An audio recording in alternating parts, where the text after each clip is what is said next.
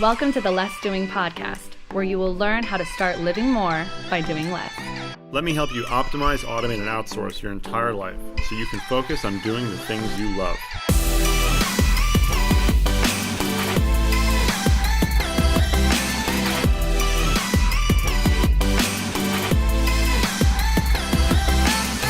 Now here's your host, Ari Meisel.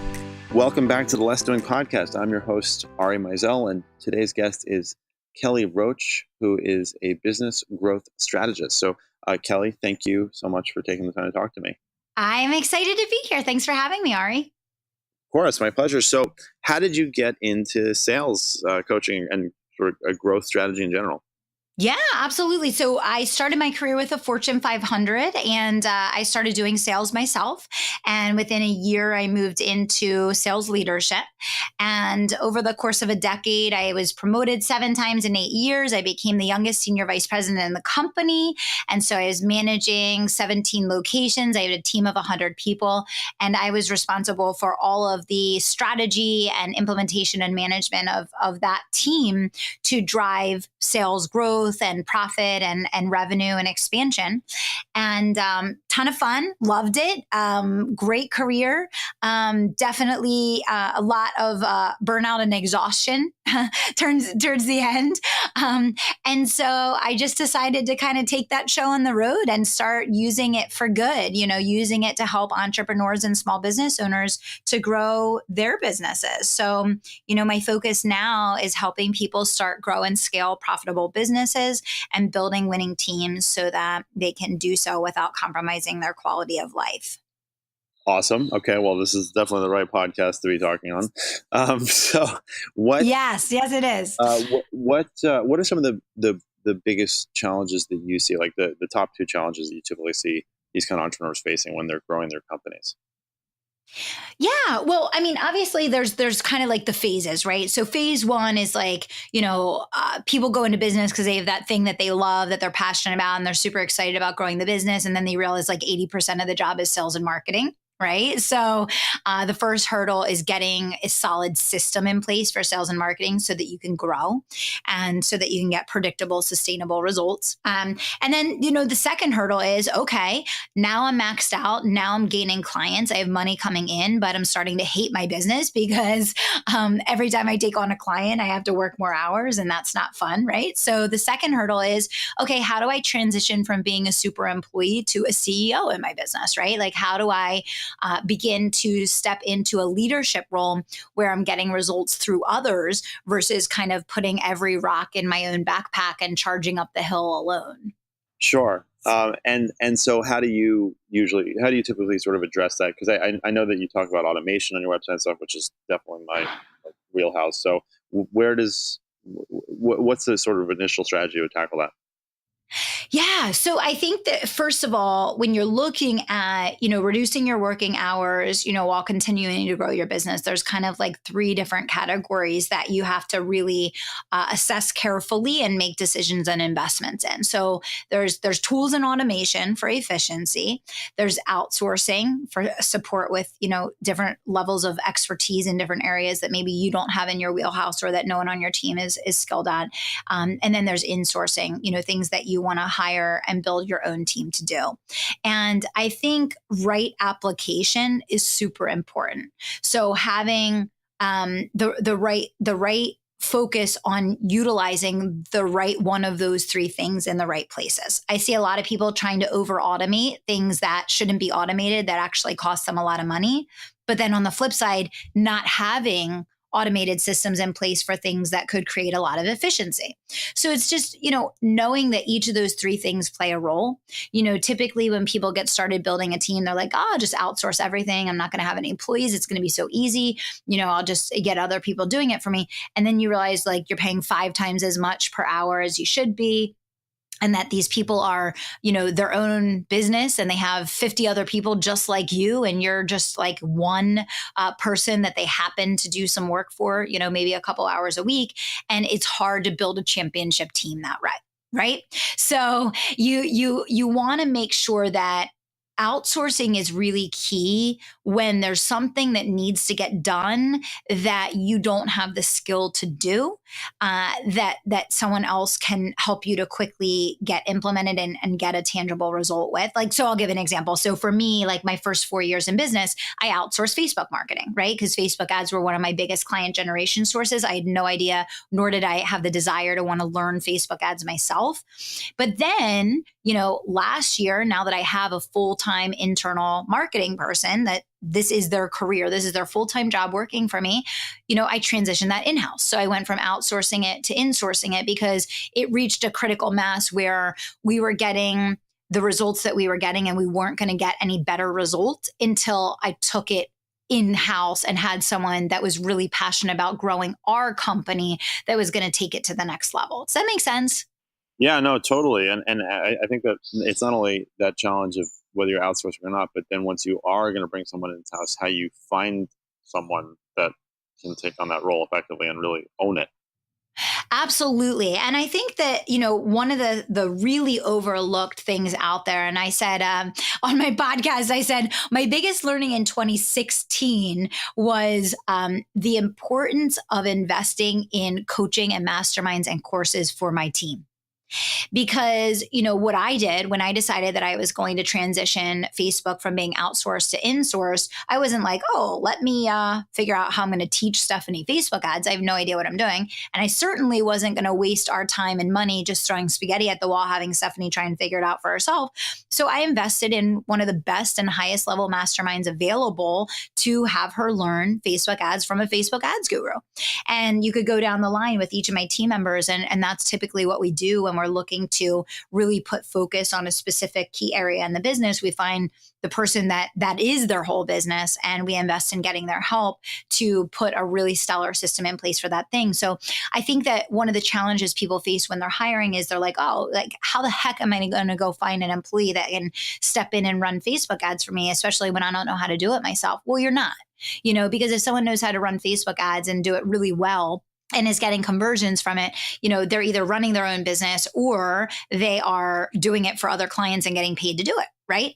So, there's something to be looked at there if you magically find this Facebook unicorn out there that like wants to, do it for you, as your employee. So, I think people think that they have to go hire someone that already has that skill set.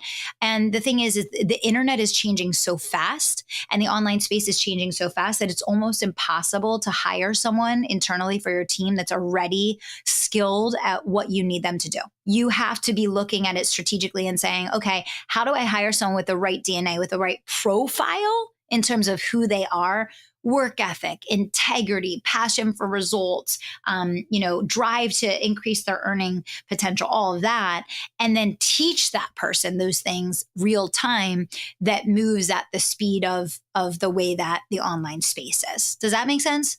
Yeah, no, it completely does. And so what are some of the areas in sales particularly where you find automation to be really like a big needle mover?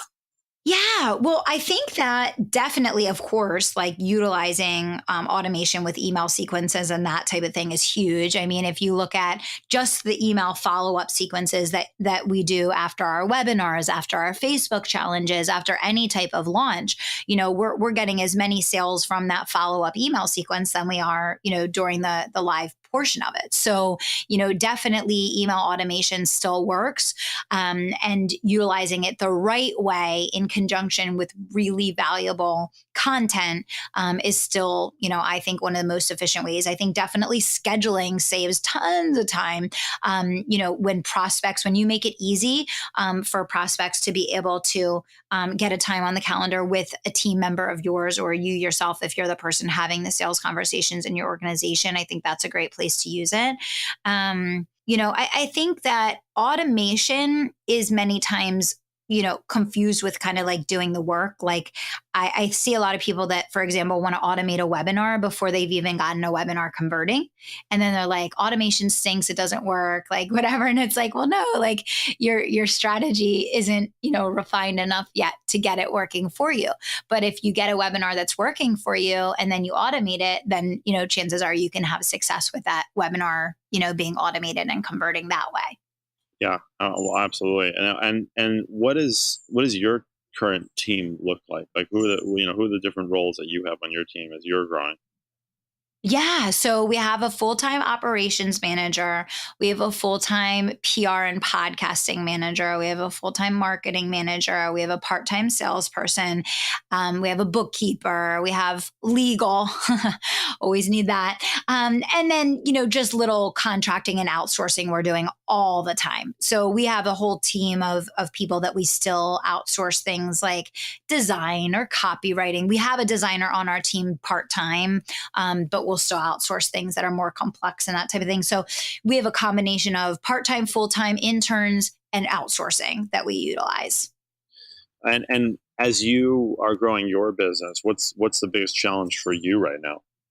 Well, I think there's a lot of so we are always doing an awful lot, like all at once. We try to be at the forefront in the online space, and obviously we're also teaching a lot of what we do every single day, and we want to make sure we continue to raise the bar for ourselves so that we can pass that along to our clients.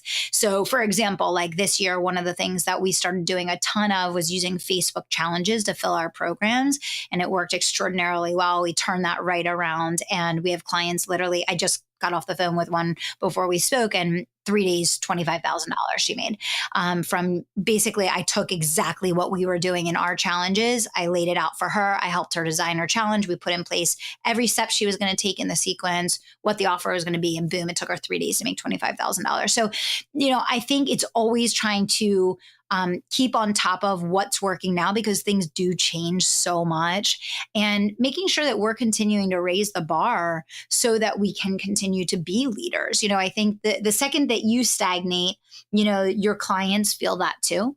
And for me, it's continuing to build our team, but making sure that I have enough bandwidth to be able to train them and onboard them appropriately to help them really grow and maximize their roles. So like, for example, like we could hire another full-time person right now in the business, but I'm not, because I want to continue to reinvest in some things I'm trying to work on with some of the people that I've already hired and invested in. And I don't want to cut into that to go hire someone new, because then I won't get the full return on investment that is intended with those positions that I already hired for. So it's always kind of that balance of, putting your foot on the gas, as hard and as fast as you can to keep growing, but also making sure that you're caring for and tending to the investments that you've already made, and that you're not compromising one to get the other. Yeah, that's a very eloquent way of putting it. So it's great. And how do you what are you spending most of your time on then? Yeah. So for me, it's really three things: coaching my team, content creation, being, out front, the face of the business, and then obviously running my programs, coaching clients, running the programs. Everything else besides that, my team does. So those are really my three core focuses: elevating my team members, helping them improve and increase their performance and their production, being the face of the business. So live streaming, podcasting, speaking, being out there, creating relevant content that's going to make a difference for people to build the overall brand. And then, delivering on our promise to our clients. And this is, I have to say honestly, because I work with so many companies and their growth is up, and you sound like you've got it really, really dialed in. So I'm not, for what it's worth, it's very good.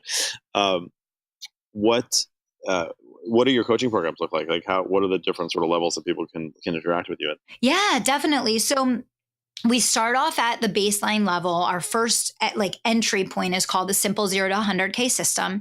And that is a course with live streaming included that teaches people how to use content to get to six figures for the first time in their business. So I really walk people through A to Z, how to position themselves, package themselves, and create relevant content that converts so that they can get to the first 100K in their business.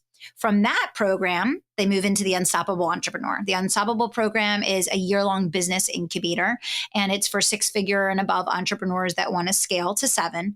And it really focuses on going in depth into all the tools that we use every day in my own business to grow. So A to Z podcasting for profitable growth, webinars, that sell, live streaming, referral marketing programs, running, basic Facebook ads and boosting posts and that type of thing. So it's like A to Z, and that is a coaching program. So there's live group coaching calls with me every week. Every person in the program gets an accountability coach on my team. We have a booming Facebook group, a membership site with 250 trainings, all of that. And then the next level up is the Legacy Leaders program. And the Legacy Leaders is for 7-figure plus entrepreneurs that are really honing in their skill set and their ability to coach and manage and grow a profitable team that can make sales for them. So it's really helping the CEO translate over into where they can start to pull back from the day to day, and really become more of the oversight, where they have time to spend time working on charities that they care about, start side projects and passion projects and that type of thing. And then we have like a bunch of other little programs. Like right now, one of my favorite programs that I'm running is a book intensive where I'm helping 10 of my entrepreneurs to utilize the build up, getting ready for their book launch as a way to scale their business from a branding perspective, a growth perspective, list building, group building, PR, like that type of thing. And we have a side hustle launch pad for individuals that are still working full time and want to start something on the side. That was a mouthful, wasn't it? It's nice, obviously, when you have that sort of that very clear value ladder and progression. Also, something for people to aspire to, because as you obviously know, because you've sort of stated this already, there are these sort of specific phases, right, to the businesses, and everybody sort of thinks that their business is unique, but the truth is that they're not really in most ways, and a lot of the people that are making $100,000 are struggling with the exact same issues as all the other people that are making $100,000. Yes, exactly. And they're very different, right? It is very different problems that need to be solved at each phase. And that's why we like broke it out the way that we did. I mean, even this year, I had no intention of starting this new program, the Side Hustle Launchpad, but actually it was really strange when we launched the Legacy Leaders Mastermind, which is my highest level program. We had all these people like responding to our sales emails saying like, I want to be in that program one day, but I'm still working full time. Like, what do you have for me? And so we were like, ding, ding, ding, okay, like our market wants a side hustle launchpad. And so we started a side hustle launchpad. We did a Facebook challenge. We filled the entire program organically, from a Facebook group. And so I think there's so much to be said for having, programs and products that serve the progression and creating an ecosystem that people can live in and grow through, because otherwise they get bored and they leave, or they have to go look outside of you to get the next step that they need. But also like for us, like we don't create anything unless our market demands it. So like I will offer nothing unless it's something that our people are saying, we want this from you. Where's your solution for this? Because I know when I started my business, I certainly had that same experience that I'm sure every entrepreneur does, where I decided what I wanted to create and launch and it fell on its face horribly, Yeah. No, absolutely. So the last question I always like to ask on these interviews is, what are your top 3 pieces of advice for people to be more effective? And you can interpret that however you like. Yeah, my number one piece of advice in 2018 for entrepreneurs to be more effective is spend more time engaging directly with your target market. Oh, so I'm looking for 3. Okay, so that would be number 1. Yep. Right? Number 2, I would say use live video. Use live video, use live video, use live video. It's the biggest breakthrough, I think, in the last 50 years, for business owners. And I think that it's still being significantly underutilized as a tool to sell and grow and market your business. So that would be number 2. And number 3 is I would say just stop comparing. I think the biggest thing is that kills people's dreams and discourages them and devastates them in business is they're comparing their chapter 2 to someone else's chapter 20. Just do you. Be confident, believe in yourself, take action, put one foot in front of the other. No matter where you are on a journey that is unique to you and you alone, and you'll arrive at your destination at the exact time, in the exact moment, in the exact way that you were intended to. Awesome. Those are great, Kelly. Well, so Kelly, thank you so much for all your time. Where can people find out more about you and maybe jump into one of those programs? Yeah, awesome. Well, so two things. Number one, I would say I have a group on Facebook called the Tribe of Unstoppables, where myself and my team are in there supporting entrepreneurs like you guys every single day to build and scale and grow. And you can just search Tribe of Unstoppables on Facebook to become a part of that. We'd love to have you. Say you heard about us on the Art of Doing Less or Less Doing. I think that, and also the podcast. So Unstoppable Success Radio is a great resource for people if you want to learn how to have more success faster in your business without, compromising your health, sanity, or quality of life along the way. So check out Unstoppable Success Radio. Awesome. Well, Kelly, thank you again so much. That was great. And we'll talk to you soon. Thanks for having me. Thanks for listening to the Less Doing podcast. At Less Doing, we help entrepreneurs who have opportunity in excess of what their infrastructure can support to set up systems and processes that empower a team to ultimately make themselves more replaceable. That way, they can optimize, automate, and outsource everything in their businesses in order to be more effective. If you want to find out more about Less Doing, the podcast, the blog, the books, and all of the wonderful programs we offer to help you get from where you are to where you know you want to be, go to lessdoing.com/podcast and check out our OAO blueprint so you can get started today.